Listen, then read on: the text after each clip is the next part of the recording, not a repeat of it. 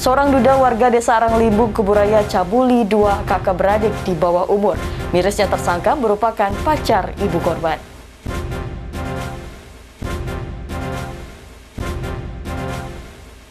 Satu kilogram narkotika jenis ganja dimusnahkan BNN Kalbar dari seorang mahasiswa di Kota Pontianak.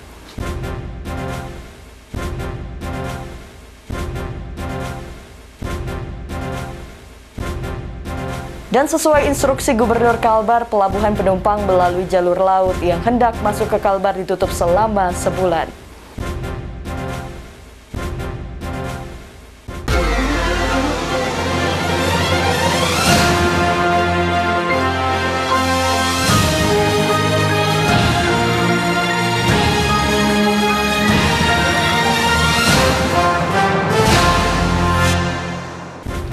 Halo pemirsa, apa kabar?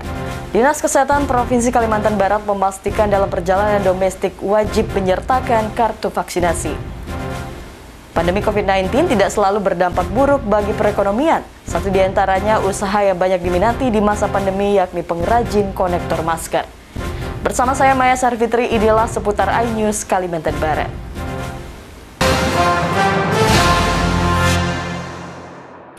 Ya pemirsa, kita ke informasi yang pertama. Hanya karena nafsu sesaat, seorang duda berinisial AK warga desa Aranglimbung, Kabupaten Kuburaya, cabuli dua kakak beradik yang masih di bawah umur. Mirisnya tersangka merupakan pacar dari ibu korban dan perbuatan kejinya sudah dilakukan sejak tahun 2019. Inilah AK, seorang duda, pelaku cabul anak di bawah umur, asal desa Aranglimbung, Kabupaten Kuburaya, yang tega mencabuli dua kakak beradik yang masih di bawah umur. Perbuatan tersangka terbongkar akibat laporan dari bibi korban, yang tidak terima kedua keponakannya diperlakukan tidak senonoh oleh AK, yang merupakan pacar ibu korban. Kasat Reskrim Polres Kuburaya AKP Jatmiko menjelaskan, hasil pengakuan pelaku, AK dirinya mengakui telah melakukan persetubuhan yang dilakukan sejak tahun 2019. Hari ini kami dari Satreskrim Polres Kuburaya sedang melakukan pemeriksaan terhadap pelaku dugaan persetubuhan terhadap anak di bawah umur atas nama CL alias AK, korban dua orang anak di bawah umur atas nama CL usia 12 tahun dan adiknya atas nama CL juga 9 tahun. Keterangan awal pelaku adalah motifnya karena tidak tahan melihat si anak pada saat sedang selesai mandi, kemudian dilakukan persetubuhan terhadap anak tersebut. Akibat perbuatannya, tersangka saat ini dikenakan pasal berlapis tentang perlindungan anak dengan ancaman hukuman maksimal 15 tahun penjara. Dari Kuburaya, Faisal Abu Bakar, iNews melaporkan. Sebanyak 1 kilogram narkotika jenis ganja dimusnahkan Badan Narkotika Nasional Provinsi Kalbar. Barang haram tersebut merupakan hasil pengungkapan pengiriman ganja dari Sumatera Utara ke Pontianak dari seorang mahasiswa di Kota Pontianak. Badan Narkotika Nasional Provinsi Kalimantan Barat mengungkap pengiriman narkotika jenis ganja seberat 1 kg dari tangan seorang mahasiswa asal Kota Pontianak. Pengungkapan ganja diketahui saat petugas mencium adanya pengiriman melalui jasa pengiriman dari Sumatera Utara dengan tujuan Kota Pontianak. Dari hasil penyelidikan, petugas mengamankan seorang mahasiswa berinisial RN sebagai penerima ganja. RN mengaku barang haram tersebut dipesannya kepada seorang rekannya di Kota Medan yang saat ini masuk dalam daftar pencarian orang atau DPO. Beberapa kali pesan dulu? 2 kali. Oke. Ganja udah berapa lama? Lama, Pak. Udah lama dari SMA ya? Pada tanggal 28 Juni lalu telah mengungkap tindak pidana narkotika jenis ganja, yang dimana salah satu tersangkanya ini kita berhasil ungkap 1 orang, kemudian barang buktinya narkotika jenis ganja dan yang non narkotika adalah sepeda motor dan handphone. Setelah proses hukum yang berjalan, barang bukti ganja ini langsung dimusnahkan dengan cara dibakar. Dari Pontianak, Uun Yuniar, iNews melaporkan. Ya pemirsa, usai disidak Gubernur Kalimantan Barat, Suntar Miji, General Manager atau JM Ayani Megamall Pontianak memastikan akan mengikuti surat edaran Gubernur terkait jam operasional. Pihak Ayani Megamall mendukung aturan pemerintah demi menekan penyebaran COVID-19. Hal ini disampaikan General Manager Ayani Mega Mall Pontianak, Hendrawan. Pihaknya akan mengikuti instruksi Gubernur Kalimantan Barat mengenai jam operasional yang dibatasi hingga pukul 17.00 waktu Indonesia Barat atau 5 sore. Hendrawan mendukung langkah pemerintah dalam menurunkan penyebaran COVID-19, terlebih Kota Pontianak yang saat ini dalam zona merah. Selama pandemi COVID-19, kunjungan di Mega Mall hanya 10.000 orang per hari, jauh dari hari biasanya mencapai 30.000 orang per hari. Sesuai surat edaran gubernur dari kemarin kami sudah siapkan untuk operasional per hari ini kita siap tutup jam 5 karena itu untuk mendukung PPKM Mikro yang sekarang sedang dijalankan untuk Pontianak dan Singkawang sebagai zona merah. Untuk tenan-tenan sendiri Pak, tanggapannya seperti apa? Nah, mereka semua kooperatif. Jadi ini untuk keselamatan bersama, apapun akan kita lakukan untuk keselamatan dan kenyamanan masyarakat. Ada yang mengeluh nggak Pak? Tidak ada, semua kooperatif, tidak masalah. Jadi kalau masalah bisnis ini kalau mengeluh dikit atau apa ya wajar aja. Tapi yang penting secara keseluruhan kita ini ada tujuan yang mau kita capai, mau tekan zona merah ini supaya tingkat hunian rumah sakit di Pontianak ini bisa turun, tingkat penularan COVID bisa turun, jadi tingkat keselamatan masyarakat yang kita utamakan. Saat ini 2.000 karyawan yang menggantungkan hidupnya yang bekerja di Ayani Mega Mall. Hendrawan berharap aturan yang dilakukan bisa menekan angka COVID-19. Dari Pontianak, Uun Yuniar, iNews melaporkan. Masuknya Kota Pontianak ke dalam zona resiko merah penyebaran COVID-19 menjadi perhatian Gubernur Kalimantan Barat. Sutarmiji meminta Wali Kota Pontianak tegas menegakkan aturan PPKM Mikro dengan membatasi aktivitas masyarakat terutama di mal dan warung kopi. Belum maksimalnya penerapan aturan PPKM Mikro di Kota Pontianak menjadi perhatian serius Gubernur Kalimantan Barat Sutarmiji. Dirinya sangat menyayangkan lambatnya Kota Pontianak keluar dari zona risiko merah penyebaran COVID-19 di Kalimantan Barat. Dirinya meminta agar Wali Kota Pontianak Edi Rusdi Kamtono tegas dalam menegakkan aturan PPKM dengan membatasi jam operasional seperti mal yang harus tutup pada pukul 17.00 waktu Indonesia Barat. Begitu juga aktivitas warkop yang harus tutup pada pukul 20.00 waktu Indonesia Barat. Masalah PPKM, saya sudah mengeluarkan surat edaran. Mal itu tutup jam 5. Sekarang Pak Wali berani nggak tutupnya? Kalau Pak Wali tak berani tutup, saya yang tutup. Kan? Wali kota harus berani. Ini zona merah, tegas saja. Pilkada masih jauh, 2024 akhir. Ya, tegas saja. Masyarakat ini sekarang perlu tegas. Jangan dengar omongan yang suka ngamput-ngamput tuh. Ya. Tegas saja, warung kopi yang jam 8 masih tutup 1 minggu. Kalau perlu 1 bulan tutup, jadi kapok. Ya. Harusnya begitu. Nah, karyawan warung kopi itu vaksin semua. Nggak bisa lagi kayak apa lembek-lembek kayak gitu.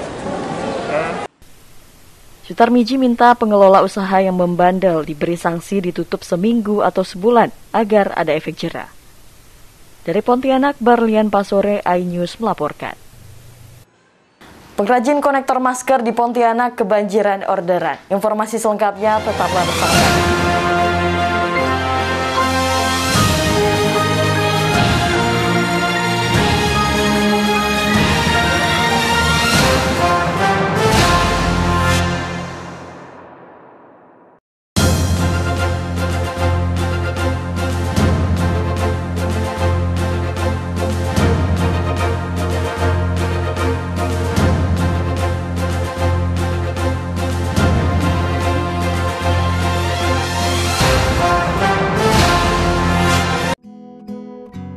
Terkadang hidup terasa berat, tak mengerti akan hidup ini. Namun di balik semua cobaan, Tuhan masih pedulikanmu.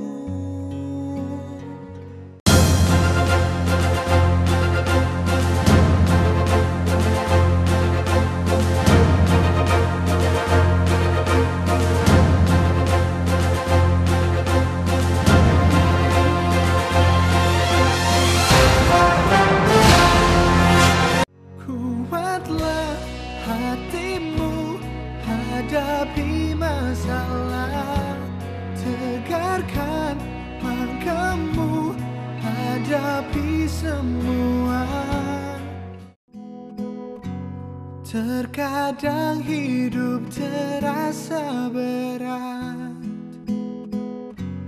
tak mengerti akan hidup ini. Namun di balik semua cobaan, Tuhan masih pedulikanmu.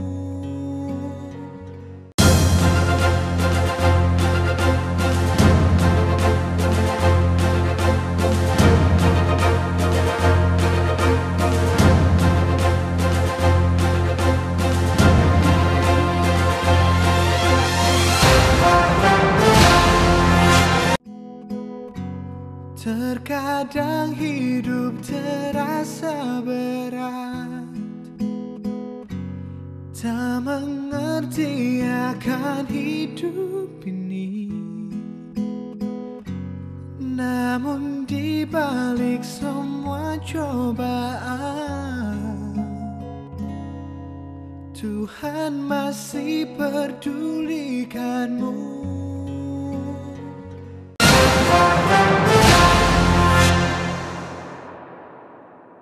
Ya pemirsa, Anda masih bersama kami. Sesuai dengan instruksi Gubernur Kalimantan Barat, pelabuhan penumpang melalui jalur laut yang hendak masuk ke Kalbar ditutup selama sebulan.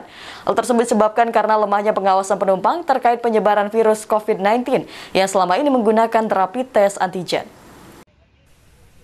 Penutupan terminal pelabuhan kapal untuk penumpang mulai berlaku dari tanggal 1 hingga tanggal 31 Juli 2021. Hal ini disebabkan karena penumpang kapal hanya menggunakan rapid test antigen, sehingga peluang masuknya virus COVID-19 di Kalimantan Barat masih cukup tinggi. Menurut Gubernur Kalimantan Barat Sutarmiji, antigen hanya mampu membaca CT virus dari 25 hingga 29. Jika lebih antara 30 hingga 39, maka hasilnya akan negatif. Hal tersebut tentu sangat membahayakan. Saat ini hanya swab PCR yang bisa dijadikan patokan untuk mendeteksi virus COVID-19. Saya minta 1 bulan ini pelabuhan untuk penumpang tutup. Kenapa? Karena mereka pakai antigen. Saya nggak mau tes pakai antigen. Mohon maaf ya. Antigen itu hanya bisa baca CT 25, paling hebat 29. 30 sampai 39 kalau dipakai antigen pasti negatif. Nah masalahnya orang yang CT 30 sampai 39 ini efektif juga untuk menjangkiti. Nah kecolongan kita itu di situ. Banyak penumpang datang, ya, hanya pakai antigen. Ya. Nah orang yang positif antigen harus PCR. Itu. Sutarmiji menambahkan saat ini dermaga pelabuhan milik pribadi di kota Pontianak lebih dari 50. Harusnya peran dari kantor kesehatan pelabuhan atau KKP harus lebih gencar, mengawasi penumpang yang masuk melalui pintu pelabuhan dan terminal di Kalimantan Barat, bukannya lepas tangan dan membiarkan penumpang keluar masuk Kalimantan Barat. Dari Pontianak, Barlian Pasore Ainyus melaporkan. Dinas Kesehatan Provinsi Kalbar memastikan dalam perjalanan domestik wajib menyertakan kartu vaksinasi. Hal tersebut karena wilayah Jawa dan Bali menerapkan PPKM darurat. Hal ini disampaikan Kepala Dinas Kesehatan Kalimantan Barat Harrison terkait perjalanan domestik. Ia mengatakan, saat ini dalam perjalanan domestik akan diberlakukan persyaratan melampirkan surat vaksinasi minimal vaksinasi tahap pertama. Hal ini karena mengacu pada wilayah Jawa dan Bali yang sudah menerapkan PPKM darurat. Terlebih Kalimantan Barat juga masuk dalam zona rentan penularan COVID-19 yang tinggi. Untuk pelaku perjalanan dalam negeri, itu untuk Pulau Jawa dan Bali ini kan sedang melaksanakan PPKM darurat. Ya. Nah, siapapun yang melakukan perjalanan dari Jawa mau ke pulau-pulau lain, dari Jawa dan Bali ya, atau dari pulau-pulau lain mau ke Jawa atau Bali, mereka harus melampirkan kartu vaksinasi, minimal kartu vaksinasi yang pertama. Ya. Nah, tetapi kalau misalnya perjalanan dari luar di pulau-pulau di luar Jawa, ya misalnya dari Pontianak mau ke Natuna, itu belum dipersyaratkan kartu vaksinasi COVID-19. Harrison menambahkan pemberlakuan diterapkan hingga batas waktu yang belum ditentukan. Dari Pontianak, Kalimantan Barat, Uun Yuniar, iNews melaporkan. Pemirsa, dampak pandemi COVID-19 bagi perekonomian masyarakat sangat besar. Bahkan beberapa bidang usaha kecil seperti produk pengrajin tangan harus menelan pil pahit akibat sepinya orderan. Hal tersebut dirasakan oleh salah seorang pengrajin barang bekas warga Kota Pontianak. Banyaknya barang bekas yang tidak terpakai dan hanya menjadi sampah membuat Budi Haryati, warga Kota Pontianak ini mempunyai ide untuk mendaur ulang sampah menjadi kerajinan tangan yang punya nilai jual. Berawal di tahun 80-an, Ibu Budi mencoba membuat tempat tisu dari kardus bekas. Dan ternyata mendapat respon yang cukup positif. Kegemarannya melukis membuat kerajinan tangan yang dihasilkan mempunyai ciri tersendiri. Awalnya penjualan sebatas teman dekat saja, namun lambat laun melebar hingga menerima pesanan untuk berbagai keperluan masyarakat, baik pernikahan, lebaran, maupun acara lainnya. Dalam satu hari, Ibu Budi mampu membuat aneka jenis kerajinan tangan seperti tempat tisu, ataupun aksesoris lain seperti gelang, tempat permen, ataupun tempat sendok garpu. Saya mulai membuat kerajinan tangan tahun 86. Dan saya sering melihat barang bekas yang terbuang, jadi muncul ide saya untuk menjadikan barang bekas itu untuk menjadi nilai jual. Kalau kayak seperti bikin tempat tisu, sekalian tempat permen, itu bisa bikin satu hari aja saya bisa jadi. Bahan-bahannya apa sih yang ibu pakai, Bu? Aqua bekas, kaleng bekas, kardus bekas. Dan itu semuanya apa ibu dapatkan di sekitar rumah atau seperti apa? Kadang-kadang sekitar rumah, kadang juga dikasih teman. Karena saya sering bikin kerajinan tangan yang barang bekas. Untuk pemesanan produk kerajinan tangannya, Ibu Budi menjual sebatas di wilayah Kalimantan Barat saja. Harga yang ditawarkan pun bervariasi antara 20 hingga 100 ribu rupiah. Dalam COVID ini agak berkurang. Kenapa, Bu? Nah, itu juga karena pasarannya juga kadang kita jualan itu, kadang pembelinya kurang. Menurun sekali. Biasanya saya, apalagi saya mau untuk hari raya, saya bikin amplop lebaran itu habis, ini masih ada lebih. Kadang karena mungkin karena COVID juga. Kadang-kadang kalau sekali sebulan tuh bisa lah dapat 500 sampai 1 juta. Ini berkurang sekali. Berapa kalau sekarang, Bu? Paling-paling dapatnya kadang-kadang 300. Ibu Budi berharap pandemi COVID-19 bisa cepat berlalu, sehingga ekonomi masyarakat kecil seperti dirinya bisa pulih kembali, karena berimbas kepada pemenuhan kebutuhan pokok. Sehingga perlu pekerjaan sampingan untuk menjaga perekonomiannya tetap stabil. Dari Pontianak, Barlian Pasore, iNews melaporkan. Pemirsa, pandemi COVID-19 tidak selalu berdampak buruk bagi perekonomian. Satu di antaranya usaha yang banyak peminat di masa pandemi, yakni konektor masker. Usaha yang ditekuni salah satu ibu rumah tangga warga Kecamatan Pontianak Barat. Berikut liputan untuk Anda. Di masa pandemi, masker merupakan pelindung diri yang diwajibkan dalam menjalankan aktivitas. Namun terkadang bagi para hijaber, menggunakan masker cukup menyulitkan. Namun dengan konektor masker, akhirnya penggunaan masker pun menjadi cukup mudah, bahkan saat akan makan. Eko Septianingsih, satu di antara pengrajin konektor masker di Kota Pontianak, mengaku baru saja menggeluti bisnis ini sejak masa pandemi. Hal ini didasari keinginannya menggunakan masker dengan mudah dan nyaman. Eko yang memang telah belajar merajut sejak belia pun, kini mulai menekuni seni menenun konektor masker, yang ia pasarkan melalui sosial media dan dari mulut ke mulut.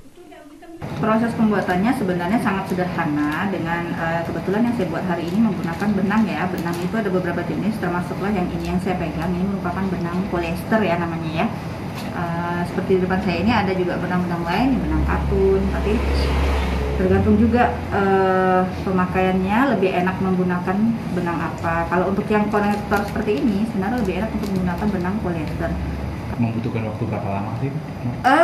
Sebenarnya kalau itu tergantung mudi juga ya, kalau saya bilang, kalau untuk saya pribadi, karena kalau memang bisa dikerjakan dengan mudi yang bagus, seperti yang dilihat mungkin bisa 10 menit itu kurang lebih gitu. Kalau untuk moodnya jelek setengah aja ini bisa makan waktu bisa berhari-hari gitu. Tergantung mood sih kalau untuk saya pribadi gitu. Eko menjelaskan di masa pandemi ini permintaan cukup banyak dengan kisaran harga dari 10.000 sampai 20.000 tergantung kerumitan dan dapat digunakan untuk anak-anak hingga wanita dewasa. Kalau anak-anak biasanya saya patokannya di bawah 10.000, di atas 5.000 gitu ya, tergantung dari bahan yang saya pakai, tergantung dari kerumitannya gitu. Tapi kalau untuk dewasa juga kurang lebih sih paling kisarannya 10 sampai 20.000 kalau untuk satu konektor. Karena ya itu tadi bahannya juga kadang kayak mutiara itu kan cara membuatnya juga agak lebih ribet karena bukannya menggunakan bahan yang lebih ini sih ya, tapi kadang menyimpulkannya begini-begini itu yang akan lebih mempersulit kita gitu. Tergantung kesulitan juga sih kalau saya bilang. Eko juga menambahkan dirinya pun melayani permintaan pembeli dari luar kota. Ia pun pernah melayani pembeli dari Putus Sibau dengan jumlah yang cukup besar. Dari Pontianak, Kalimantan Barat, Faisal Abu Bakar, iNews melaporkan. Ya pemirsa, informasi tadi sekaligus menutup perjumpaan kita pada hari ini. Mewakili seluruh kerabat kerja yang bertugas, saya Maya Sarfitri pamit undur diri. Terima kasih atas kebersamaan Anda, selamat beraktivitas, tetap jaga kesehatan, dan jangan lupa terapkan protokol kesehatan. Sampai jumpa.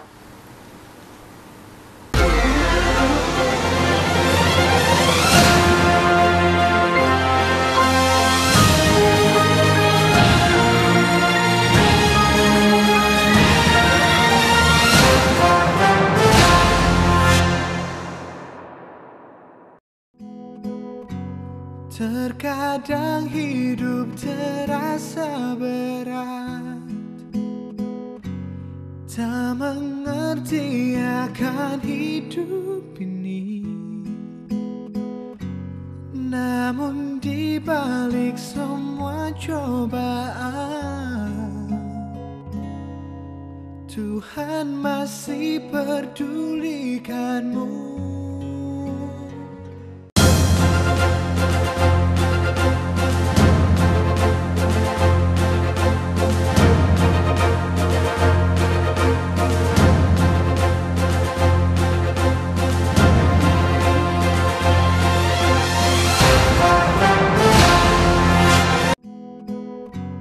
Terkadang hidup terasa berat,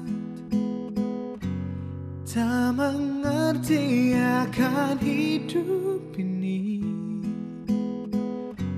Namun di balik semua cobaan, Tuhan masih pedulikanmu.